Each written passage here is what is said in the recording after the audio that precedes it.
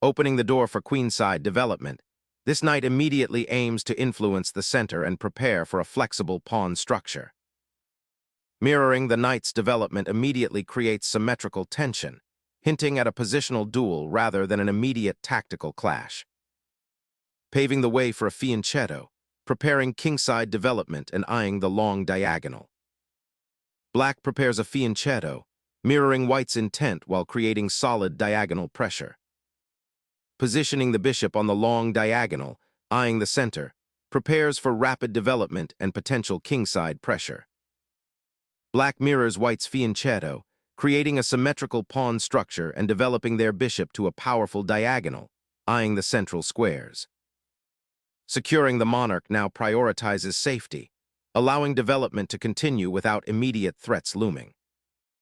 Mirroring white's safety, black tucks their king away, preparing for a nuanced positional struggle. Asserting central dominance, this pawn push aims to sculpt the battlefield for future action and restrict black's development. Solidifying the center and preparing for the eventual pawn thrust allows black to maintain central presence and await white's plans. Asserting central presence, c4 immediately contests the d5 square, aiming to restrict black's knight and bishop development while preparing for potential pawn thrusts on the queen side. Developing the knight to d7 is a sensible repositioning, bolstering the d6 pawn and preparing to potentially challenge white's central pawn structure with a subsequent e5, or simply offering flexibility for future maneuvers. This knight now eyes c5 and b6, potentially supporting a queenside expansion or acting as a defensive anchor. Solidifying the central pawn chain, white aims to develop rapidly, hinting at potential expansion on the queenside or a kingside pawn storm. This knight's placement directly challenges black's central presence and prepares for further pawn advances, asserting a claim over key squares. Breaking the center open with e5 immediately contests the d4 pawn and aims to disrupt white's harmonious development. This ambitious push creates dynamic imbalances, inviting white to either react defensively or embrace a sharp, tactical struggle. The immediate question is whether black can sustain this central initiative, or if white's more solid structure will prove superior. Solidifying the center with *e4* injects immediate dynamism, daring black to prove their pawn break was truly effective, and potentially setting up for a kingside expansion once development completes. Solidifying the center's pawn structure, this move seeks to anchor black's central influence and prepare for potential pawn breaks, a sound choice given white's aggressive pawn formation. Securing the queenside expansion with a pawn advance, this cautiously prepares for a potential b4 push, aiming to gain space and restrict black's pieces. Unleashing the queen to b6 immediately challenges white's central pawn structure and hints at an aggressive queenside expansion, while also preparing for potential tactical skirmishes involving the d4 square and the undefended a2 pawn. Bringing the rook to the e-file solidifies white's central pawn chain and prepares to challenge black's ambitious queenside placement, eyeing potential future pawn pushes and creating a more robust defensive structure against any immediate kingside threats. The rook slides back, reinforcing the e-file's defensive structure and preparing to potentially contest central tension later, a patient approach to consolidating black's position amidst white's expansive pawn chain. Aggressively seizing the central space, white aims to cramp black's position and restrict its development, potentially setting the stage for a kingside assault. Solidifying the queenside pawn chain, this maneuver aims to prevent white from aggressively pushing the d-pawn further and creating a commanding central presence, though it does concede a slight outpost for white's pieces on d4 should it become vulnerable. Creating a subtle defensive barrier, white preemptively guards against any bishop incursions to g4, reinforcing the kingside and preparing for potential pawn advances further down the board. This pawn advance on the queenside aims to secure space and prepare for expansion, potentially opening the queenside for pieces or preventing white's pieces from easily infiltrating. Securing the b-file for potential pressure, this move aims to restrict black's queenside expansion and prepare for a central pawn push. Shifting the queen to the c7 square offers a more active placement, preparing to potentially contest the c-file, or simply providing a safer haven from the central tensions. Developing the bishop to this square aims to connect the rooks and prepare for potential advances on the queen side, or simply to improve its scope, eyeing the d6 pawn if black isn't careful. White is constructing a solid pawn chain and restricting black's kingside development, while simultaneously looking to exploit any weaknesses that might arise from black's somewhat passive central setup. Solidifying the queenside structure with b6 aims to prepare a queenside expansion, perhaps through b5, while also creating a safe haven for the knight on d7 by potentially reinforcing c5. This flank reinforcement strategically prepares for potential central breakthroughs by white. Repositioning the bishop to f1 is a thoughtful piece of prophylactic maneuvering, ensuring the light-squared bishop doesn't become a target on e3 while also preparing for a potential kingside pawn push or redeployment to a more active diagonal later on, perhaps aiming for g2 or h3 if the situation allows. Nimbly repositioning the knight to f8 clears the way for an e5 pawn push, aiming to liberate black's position and potentially launch an attack on white's kingside pawns. Challenging the queenside pawn structure, this advance initiates a dynamic struggle for control of the b-file and seeks to disrupt black's compact setup. Black solidifies their queenside structure and prepares to contest the queenside pawn majority by developing the bishop to a more active diagonal, aiming to support potential pawn advances. The king cautiously sidesteps a potential diagonal threat, subtly reinforcing the queenside structure while keeping options open for a kingside pawn advance later. Black anchors a rook on the b-file, preparing to contest it and potentially launch a queenside pawn storm, a well-timed maneuver to counter white's central expansion and a4 push. A strategic repositioning of the queen, qc2*, aims to unlock the c-file for potential pressure, while also offering support to the knight on c3 and preparing for a possible advance on the queenside with b5. Recentralizing the knight on e8 is a patient but potent strategic realignment, preparing for a potential central pawn thrust and offering support to the d6 pawn, while also safeguarding against any immediate kingside inroads from white's potentially active pieces. Shifting the rook to the second rank, white prepares a potential pawn storm on the queenside, aiming to dislodge black's pieces and create attacking avenues, while simultaneously safeguarding the d4 pawn and freeing up the e-file for potential future action. Unleashing the kingside pawn storm with f5 injects immediate dynamism into the position, challenging white's central control and aiming to pry open lines for black's pieces. Consolidating control along the semi-open b-file, this repositioning of the rook aims to bolster the queenside pawn chain and potentially prepare for future advances, while simultaneously providing a defensive retreat should black's queenside pressure intensify. Shifting the queen back to the queenside files, 20. qc8 reestablishes a more compact structure after white's probing with the b-pawn, aiming to dissuade further queenside expansion while keeping an eye on the e-file's strategic importance.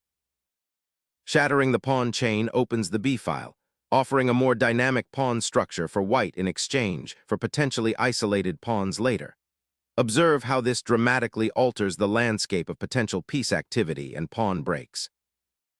The pawn capture on c5 immediately resolves the queenside pawn tension, opening the b-file for potential rook activity and creating a more open structure where piece mobility becomes paramount. Unleashing the rook onto the sixth rank, white aims to disrupt black's cramped queenside structure and exploit the potential weakness of the b6 pawn.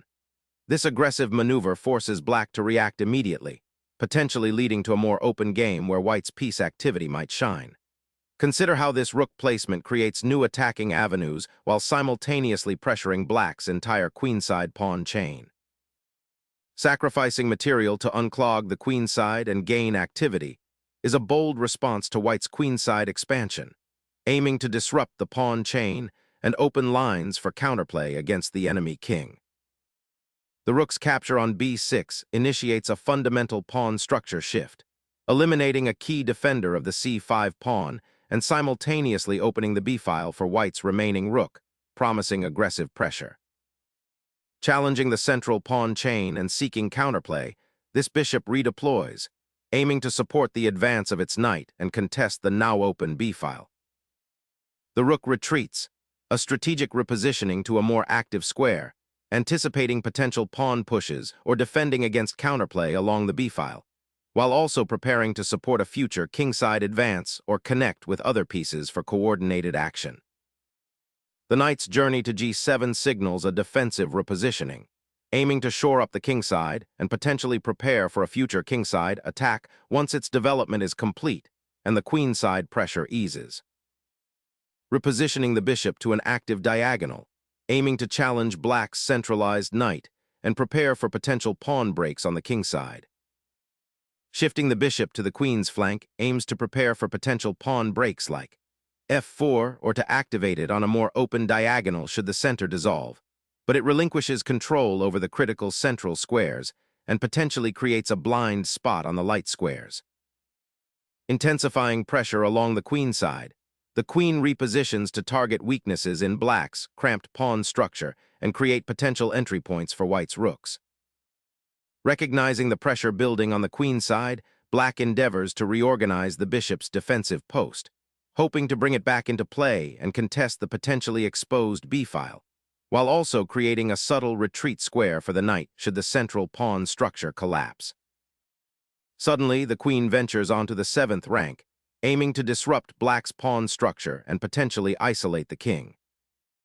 Emerging from its passive post, the bishop aims to enliven the queenside, seeking active squares and potentially disrupting white's centralized queen. Seizing the opportunity presented by black's misplaced bishop, white exchanges queens, aiming to simplify into a favorable endgame where their rook can exert pressure on the open b-file and potentially target weaknesses on the kingside. The resulting material imbalance, with white retaining a better connected pawn structure and active pieces, suggests a promising path towards victory. The exchange on c8 releases the tension that had been building across the board, simplifying the position and ushering in an endgame. Now, black's bishop on a5 faces a direct challenge to its mobility, potentially becoming a misplaced piece if it can't find active squares. White, meanwhile, can begin consolidating, aiming to exploit the open files and potential weaknesses that arise from this structural shift. The bishop now finds a more active post on d3, aiming to control the central light squares and potentially support a kingside advance later. A pivotal repositioning, the knight's journey to d7 aims to bolster the kingside defense and prepare for potential central pawn advances, while subtly eyeing the now open d-file. This knight redirection aims to bring the cavalry to bear on the queenside pawn structure, potentially creating weaknesses or opening lines for attack. Reasserting the bishop's influence on the queenside, this places the piece on a more active diagonal, eyeing potential advancements and seeking to hinder white's central control. Focusing the knight towards the kingside outpost looks like a long-term plan to infiltrate black's position.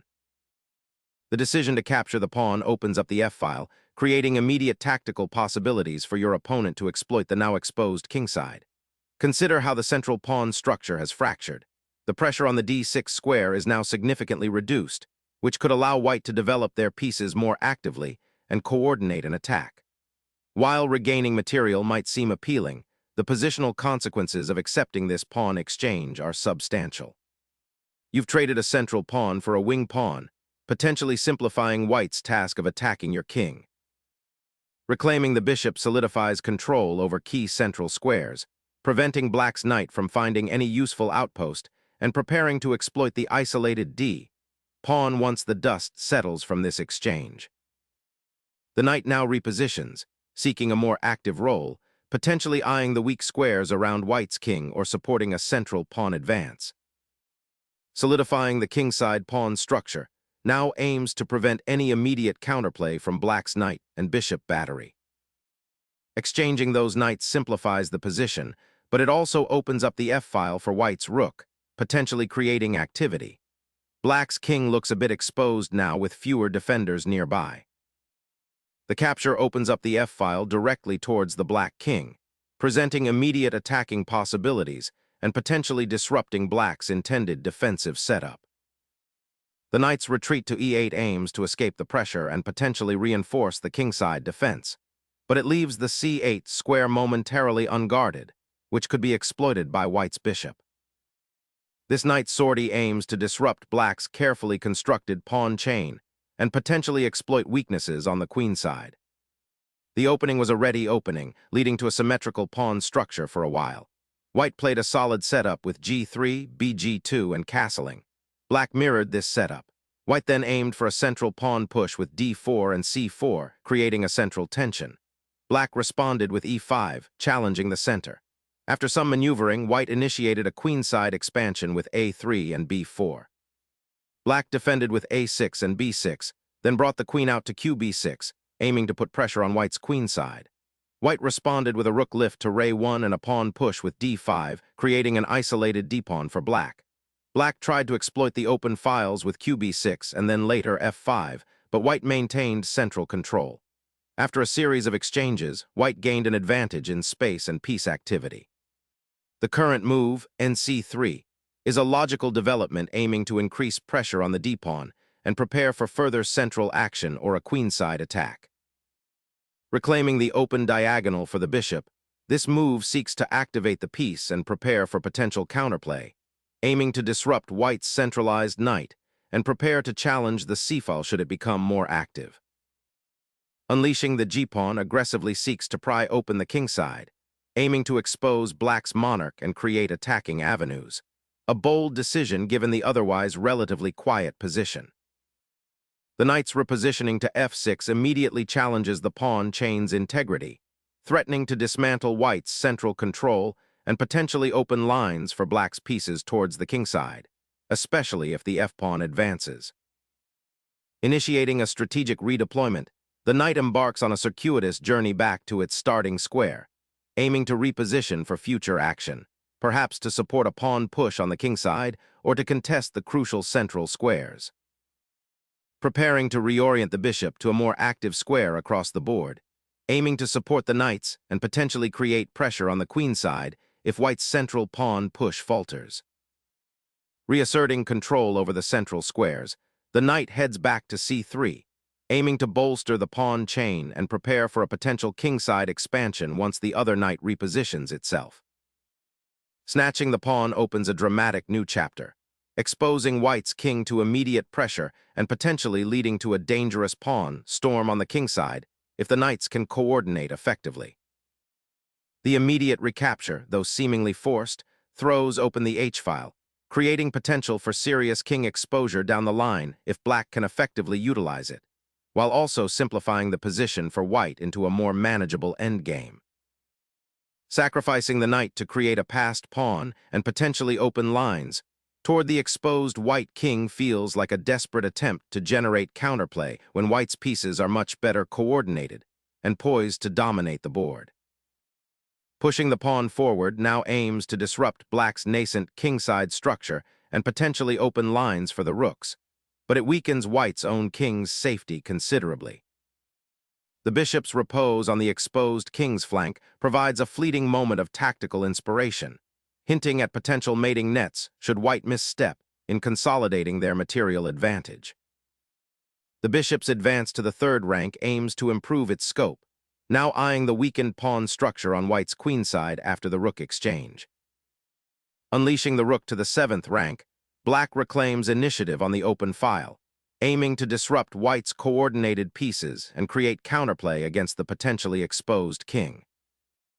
Reactivating the knight to its original square might seem like a retreat, but it subtly sets up a potential regrouping, aiming to get the knight to a more active central square or even a flank attack if black makes a positional misstep. The rook now actively pressures white's seventh rank, threatening to infiltrate and disrupt white's queenside structure. Repositioning the rook to b3 aims to activate it on a more central file or prepare for a potential kingside initiative by supporting a g4 advance. Sacrificing the bishop to expose the king and create a dangerous passer on the g-file is a bold gamble, aiming to shatter white's pawn structure and force concessions before white can solidify. The king scrambles to safety, seeking refuge from the imminent storm of pieces now that the open lines offer no quarter. The king's new home on g2 suddenly looks very exposed, inviting further threats from the unleashed bishop. Unleashing a decisive blow, the rook storms the 8th rank, forcing the black king into an exposed position and initiating a critical checkmate sequence.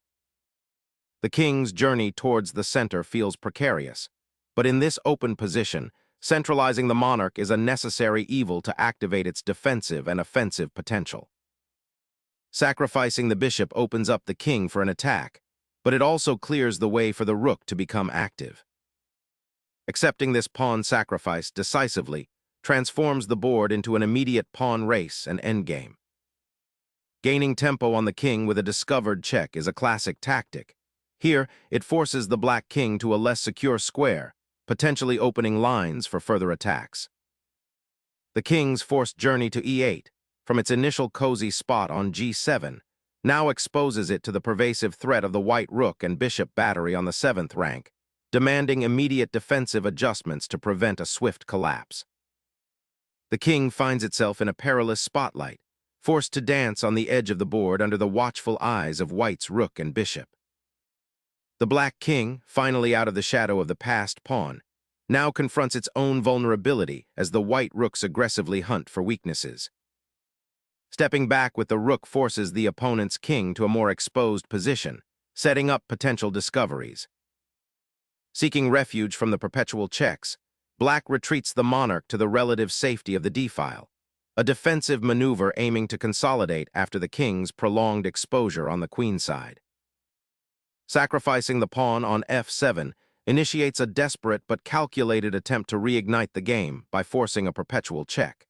Given the precariousness of black's king position and the limited mobility of its remaining pieces after white's series of checks. Retreating the king to the corner, seeking safety amidst the onslaught, may prove to be a precarious decision given the open lines and powerful rook on the 7th rank. Activating the rook to pressure the g-file, aiming to destabilize black's king position further.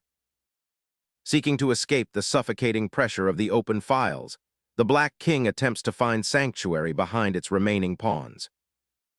Initiating a powerful discovered attack, the rook on e6 now directly targets the black king, exploiting the now open diagonal created by the earlier exchange and forcing a crucial defensive decision.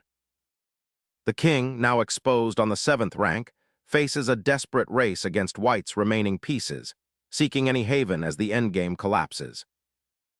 Activating the rook on the open file, forcing black's king into a more exposed position, and setting up potential discovered attacks or further exchanges that benefit white's material advantage. That bishop's repositioning to the queen side now anchors a defensive bulwark, anticipating potential infiltration by white's monarch, and contesting the nascent open files with its newly acquired breadth. Reinforcing the knight's advanced post, this maneuver seeks to bolster the d-pawn's defense and prepare a potential central pawn push, aiming to stifle black's bishop activity and eventually create opportunities on the queen side. The king's safety is now a paramount concern, as black initiates a decisive assault with the rook swinging across the board, aiming to exploit the exposed white monarch on a dangerous diagonal. Unveiling a calculated repositioning, the white king ventures into the heart of the board, a bold maneuver aiming to bolster its defenses and potentially influence the center pawns. Reactivating the king's march, aiming to disrupt white's pawn shield and create counterplay. Opening the path for the king's centralizing effort is the primary objective here. Bringing the rook back into the fray forces a difficult decision regarding the king's safety, as it threatens to expose the white monarch further by creating potential mating nets. The white king, exposed on the g-file, seeks refuge, a necessary repositioning to consolidate defenses after black's persistent checks. Pouncing on the undefended rook, black injects immediate tactical chaos and aims to disrupt white's precarious pawn structure and coordination, forcing a sharp reaction and potentially opening lines that were previously shut tight. The rook's triumphant return to the 7th rank suffocates black's remaining pawns and forces a bleak endgame. Shifting the bishop to the king's side offers a fresh perspective, seeking potential inroads or perhaps a regrouping to support the advancing pawns. unleashing the knight's potential. Unleashing the knight from its restrained G3 square initiates an immediate centralizing maneuver, seeking to reposition itself to a more active square where it can exert greater influence over the endgame battlefield and potentially threaten Black's exposed king. Liberating the bishop from its pawn shield, Black reclaims some much-needed activity and opens lines for potential counterplay, aiming to disrupt White's coordination before White can consolidate further. King hunting continues as the rook sweeps across the 7th rank, forcing the Black monarch to a more exposed square and denying any immediate respite. The Black king, exposed and vulnerable, is forced to seek refuge on the 8th rank once more, a grim repetition of its earlier plight. The pawn's march up the board opens a clear path to potential promotion, capitalizing on the scattered state of Black's forces. Repositioning the bishop to face the open c-file aims to disrupt White's rook dominance and potentially launch a counterattack against the weakened kingside pawns. Seizing the open file, White forces Black's king to a precarious central square, disrupting its defensive structure and opening avenues for further attack. The rook's forced relocation opens a critical pathway for the White king to rejoin the fray and potentially support its pawn's advance in the ensuing endgame. The king's desperate flight continues, forced to dance across the checkered battlefield, seeking refuge while White's rook relentlessly pursues, tightening the noose and dictating the pace of this endgame's inevitable conclusion. Exploring King's safety, this maneuver shifts the monarch to the wing, potentially seeking refuge or initiating a perilous trek across the board. It's a gamble on evasion rather than direct confrontation, hoping to outlast the pursuing forces and find a safe haven before the opponent's pieces can fully converge on its position. This forcing check aims to drive the enemy king back into its shell, aiming to consolidate gains after a series of exchanges. The king's desperate dance across the chessboard finally finds a moment of respite, seeking refuge from the relentless pursuit of White's pieces on the 7th rank. The rook relocates to the c-file, seeking to exert pressure on Black's potentially weakened pawn structure or perhaps prepare a maneuver to the 7th rank. A bold venture to seek active defense by repositioning the king into the heart of White's remaining pawns, hoping to draw them out and perhaps create counterplay on the weakened central squares. The king's reign of safety is over, forcing a critical decision as the rook sweeps across to the queen's flank, a bold assertion of offensive power designed to disrupt the enemy's defensive setup. Black retreats the king, acknowledging White's control of the open files and seeking a safer haven, though the perpetual check threat lingers. Unlocking the kingside with a pawn thrust, this advance aims to splinter Black's defensive structure and create new attacking avenues while forcing a reaction from the opposing king. The recapture opens the central files, allowing Black's remaining rook to potentially become more active, though White's pawn push on the kingside now gains more immediate momentum. A judicious capture that simplifies the position and begins the process of converting the material advantage. The king is being drawn into the open by the rook's menacing pressure, a clear sign of the impending material exchange and the shift towards a potentially decisive endgame. Initiating a decisive sweep across the board, this rook aims to dominate the open files, preparing to either pin down the enemy king or exploit discovered threats. The rook retreats to a6, aiming to rejoin the fight on the kingside and potentially support an advance of its pawns, though it's unclear how it plans to penetrate White's solidified structure. The rook's repositioning aims to disrupt Black's established defensive wall and create new avenues of attack by potentially targeting weak pawns on the kingside. The rook now eyes the d-file, aiming to disrupt White's pawn structure and potentially liberate its own passed pawn on the queenside. The rook's repositioning to the 8th rank is a decisive action, aiming to disrupt Black's tightly packed pieces and exploit the open files that are starting to emerge, while also preparing for a potential penetration or exchange that favors White's material advantage. Black's rook now dances from its defensive post to confront the White king's potential avenues of escape, aiming to disrupt White's planned pawn push with the king's pawn. The king's journey is nearing its end, as this perpetual check forces the opponent to make difficult decisions, potentially leading to material loss or a desperate pawn push. The rook's repositioning to f7 aims to provoke a reaction from black's king, potentially forcing it into a more exposed position on the king side, which could then be exploited by white's remaining pieces for a decisive attack. The rook now aggressively occupies the 7th rank, a potent outpost that completely cramps black's bishop and king while preparing to infiltrate further into enemy territory, aiming for the weak pawn on d6.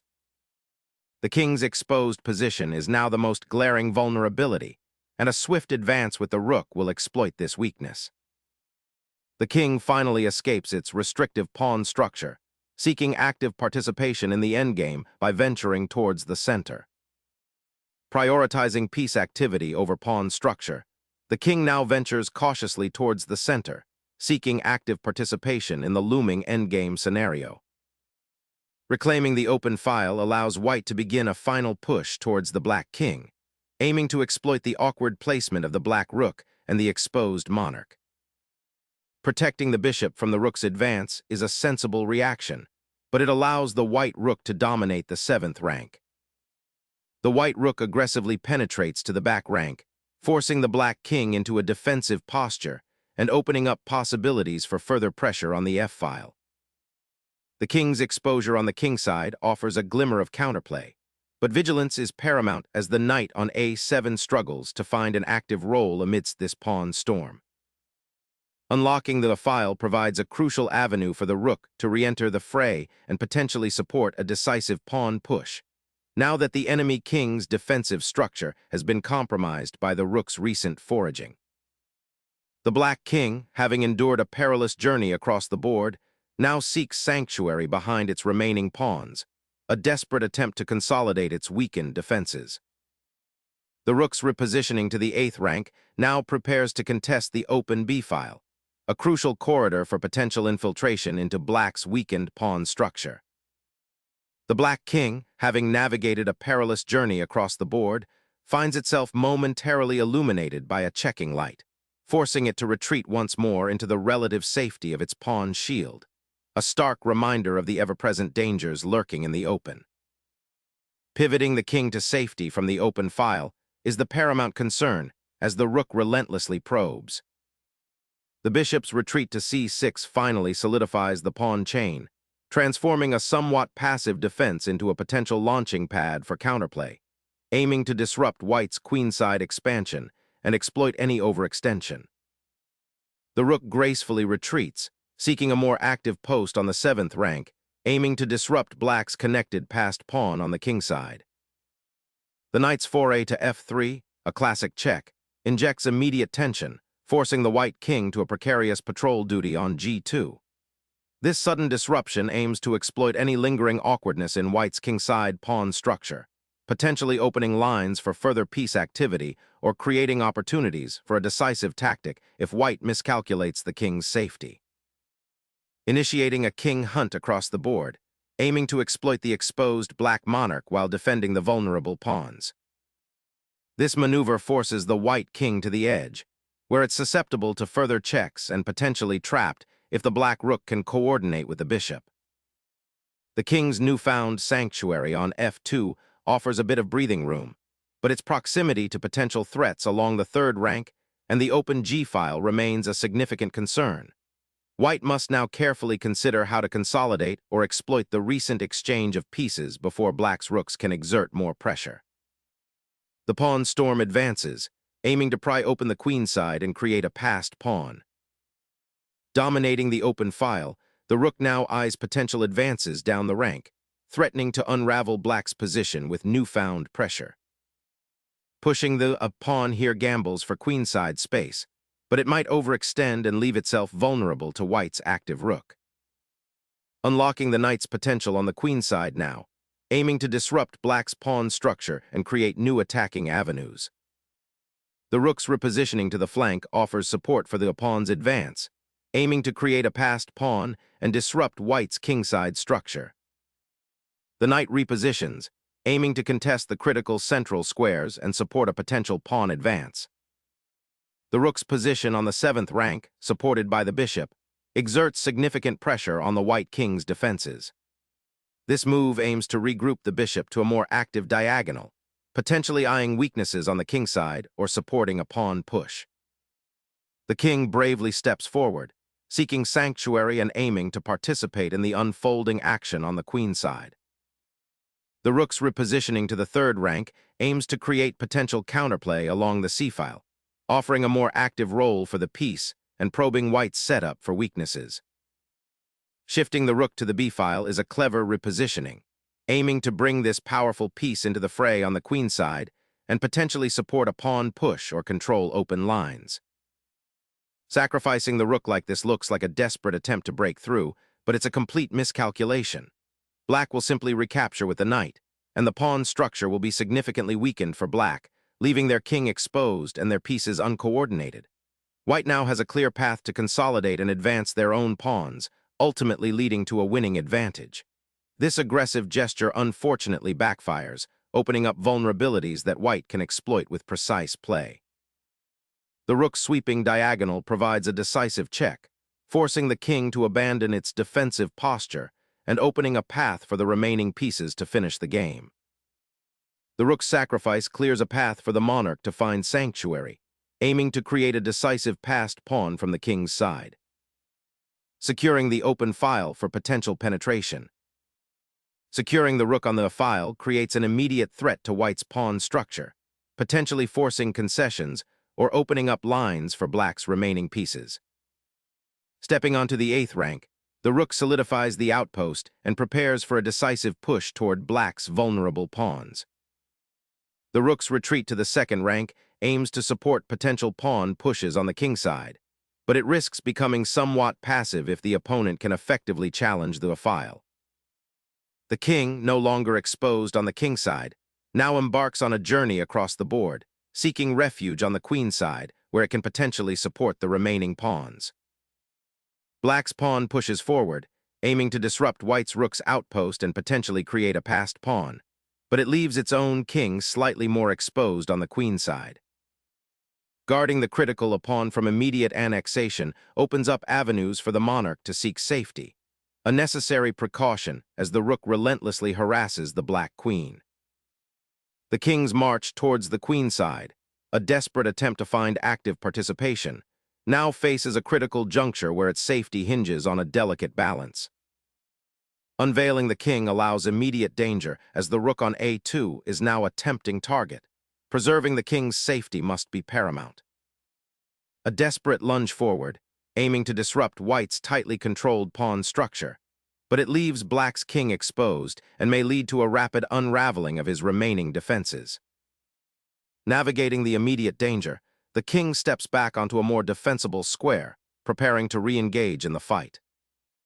The king's perilous journey across the board finally reaches a seemingly safe haven, seeking to join the remaining pawns in their final push. Rescuing the monarch is paramount as the pawns become an unstoppable tidal wave. Preserving the king's safety allows for the eventual counterplay against black's advancing phalanx. The pawn's advance to e3 now confronts the white king directly, offering a last-ditch chance for an upset by disrupting the defensive formation. The rook slides across to the 5th rank, a strategic repositioning aimed at both defending the pawn and preparing for a potential pawn push with the king. The king's escape route is severely constricted by the opposing rook, and the gnawing pawn advances, making this check a desperate, yet necessary attempt to disrupt white's crushing endgame pressure. The monarch tucks into a safer corner, a prudent retreat from the immediate checks, and seeking to consolidate a defensive posture, even if it means a slight surrender of central influence.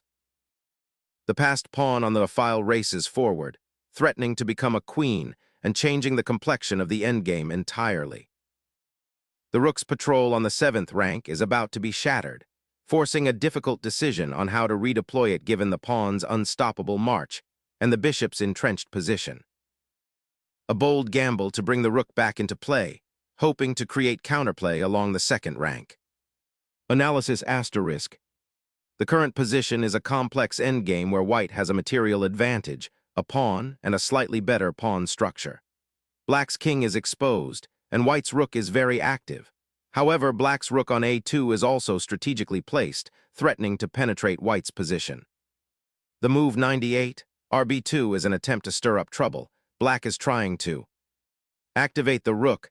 The rook on a2 is somewhat passive. Bringing it to b2 allows it to potentially support a pawn push or attack white's queenside. Create mating threats. While unlikely to be immediately successful, bringing the rook closer to the action might open up lines for potential checks or threats against white's king. Force white to react. Black is likely hoping to provoke a mistake or a defensive move from white, which could lead to new opportunities. Challenges for black. Material deficit. Black is down a pawn, making it difficult to win without forcing errors from white. King safety. Black's king is still vulnerable to attacks. Limited piece activity. While the rook is activated, other pieces might not be able to join the attack effectively.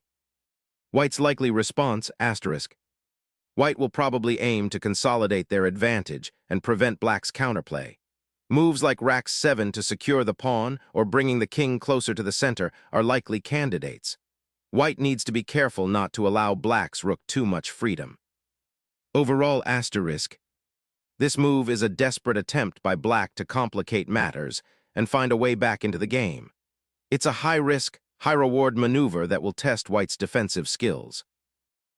This rook maneuver seeks to contain black's advancing pawn majority while keeping the king safe. A decisive checkmate. The black queen, supported by its rook, has finally cornered the white king after a lengthy maneuvering phase. This demonstrates how persistent piece activity and well-timed advances can break down even the most solid-looking defenses.